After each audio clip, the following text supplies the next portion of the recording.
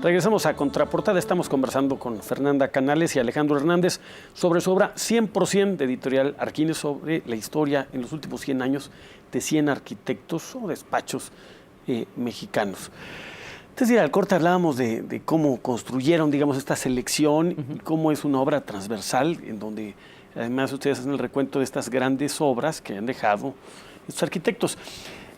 Yo en el corte les hablaba de, por ejemplo, de mi compañero Lorenzo Lazo, que me ha narrado historias de su padre, el arquitecto Carlos Lazo, en la construcción de la ciudad universitaria, que él llega ya con la presión del término del sexenio del presidente alemán a terminar la obra de la ciudad universitaria, originalmente trazada por Pani, y de esta anécdota que nos platica Lorenzo, que algún día había que platicarlo con él, de cómo por un lado estaba Diego Rivera pintando de un lado de insurgentes de la ciudad universitaria en el estadio, y del otro estaba también con su pistola al cinto Siqueiros, y había el arquitecto Lazo que tomar previsión para que no se fueran ahí a agarrar a balazos.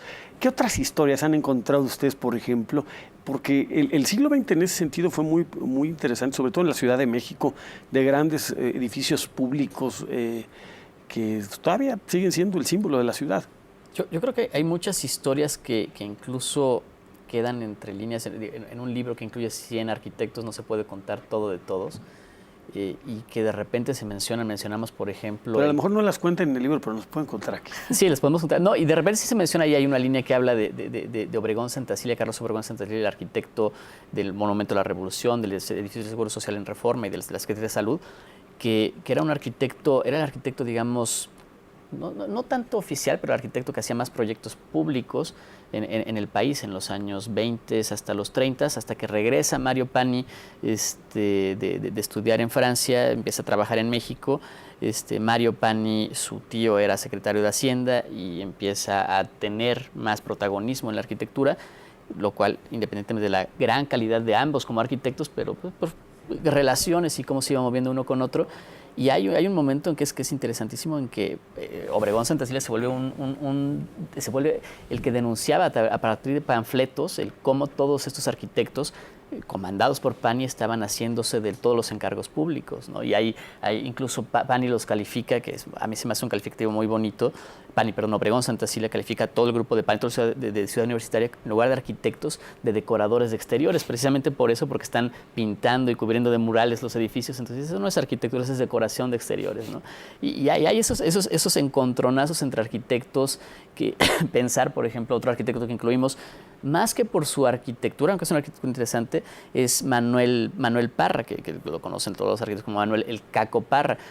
Es el arquitecto que inventó San Ángel o San Angelín, alrededor de la casa de Diego y Frida, que es anterior a... Mucha gente piensa que San Angelín es un barrio típico, y no es cierto. Estaba San Angelín, el restaurante, que era una hacienda, y estaba enfrente la casa que hace Juan O'Gorman para su papá, y luego la que hace al ladito para Diego y Frida, y eran dos armatrostes rarísimos en los años, finales de los 20, principios de los 30, modernísimos, siguen siendo raros.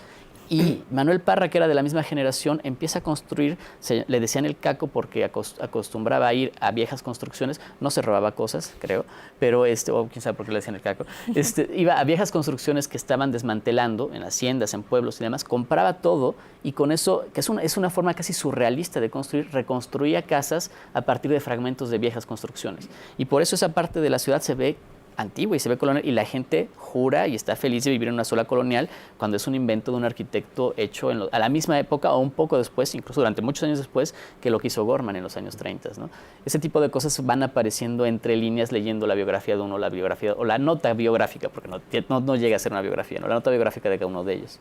Sí, porque cada arquitecto va acompañado, le dedicamos 2 páginas a cada arquitecto, a los principales le dedicamos 4, y cada arquitecto tiene una ficha biográfica básica, pero también un texto crítico en el que se vinculan, se hacen todas estas relaciones, y en el que también se abordan aspectos que tienen que ver con el programa arquitectónico, o sea, no solo los estilos, no solo los encasillamientos a los que se ha llevado ahí un poco en las palabras como formalismo, identidad, sino también un poco más allá de las definiciones comunes. Para los no arquitectos, ¿qué valoran más ustedes, o cómo debemos apreciar más la funcionalidad o la estética en una obra arquitectónica? ¿O definitivamente es una cosa muy 50-50? Yo creo, en principio, si habláramos teóricamente, si habláramos al aire, diría que tienen que ser las dos, que sin las dos no se puede.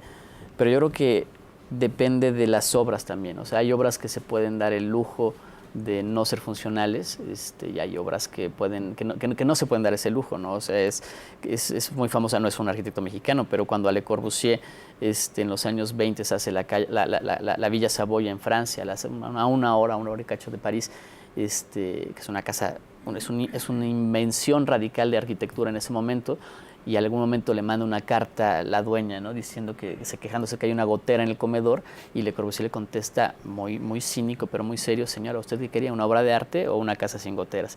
Y entonces esta idea de que cuando la arquitectura explora y se arriesga, pues también tiene el riesgo mismo de fallar, ¿no? De repente, de no funcionar exactamente.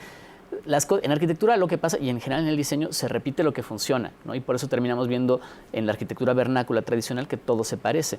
Los arquitectos, al menos los del siglo XX, los de la modernidad, quisieron romper con eso, ¿no? Y quisieron imponer lo nuevo, pero lo nuevo tiene el riesgo de que falle, porque estás empezando. Los diseñadores industriales hacen 100 prototipos antes de hacer una silla, antes de hacer una pluma, antes de hacer cualquier cosa. El arquitecto hace uno y ya que fracasa, pero eso yo creo que hay que cortarlo del aire, ¿no? Porque la gente va a decir, está practicando, está experimentando conmigo, y ya cuando no falla se va con el siguiente cliente y ahí trata de hacerlo mejor, ¿no? Pero las dos cosas yo creo que son básicas. Fernanda, la Ciudad de México fundamentalmente es donde están la mayoría de las obras de estos 100 arquitectos. ¿Cómo cambió la ciudad después de este siglo? Bueno, primero quisimos quitarle esa condición centralista a la información que aparecía en el libro, y sí que viene muchas obras de Guadalajara, viene Monterrey, Acapulco, Cuernavaca, Yucatán, etcétera, Veracruz. Pero sí, lamentablemente nuestro país padece de esa centralidad forzosa que se transmite igualmente a la arquitectura. El libro casi que acaba siendo un paseo por la ciudad moderna, sea la Ciudad de México o sea cualquiera otra de las que mencioné, pero sí es un paseo por la modernidad en México, porque la arquitectura se ha utilizado como ese símbolo en el que, bien sea el poder político o poderes económicos, buscan representar o manifestar esta idea de un país moderno o de una institución vanguardista, y la arquitectura se usa como esa herramienta. Entonces, el libro casi que es como estar paseando por la ciudad, se reconocen muchos de los edificios más importantes. Alguno de los comentarios que más nos ha llamado la atención ahora con el libro viene por parte de no arquitectos, ¿no? Pensábamos que era un libro muy para arquitectos, las fotos son todas blanco y negro, son edificios de época, porque quisimos además representar los edificios como los propios arquitectos la habían manifestado en su tiempo, pero resulta que para los no arquitectos acaba siendo un material como no solo útil, sino además divertido, en el que empiezan a reconocer cosas que no sabían ni que eran importantes, o no sabían quién las habían hecho, que habían vivido ahí, que habían visitado, ¿no? La arquitectura en México, hay buena parte de ella se ha dado casi como de manera anónima. Sin embargo, pues todas las escuelas públicas, los hospitales, cantidad de edificios institucionales, públicos, etcétera, se han hecho por parte de estos como grandes arquitectos. Entonces, la idea también como de valorar este patrimonio moderno, ¿no? Siempre entendemos la palabra patrimonio como algo viejo, algo que está guardado en una caja de cristal, pero no el patrimonio vivo, moderno del siglo XX. Entonces, el libro replantea el valor que se le da al patrimonio. Vamos a un corte, estamos en Contraportada. Le recuerdo nuestro correo electrónico, contraportada@efectotv.com. También ahí está nuestro Twitter o nuestro Facebook. Le recuerdo que sus opiniones siempre son muy bien recibidas. Vamos a un corte, regresamos.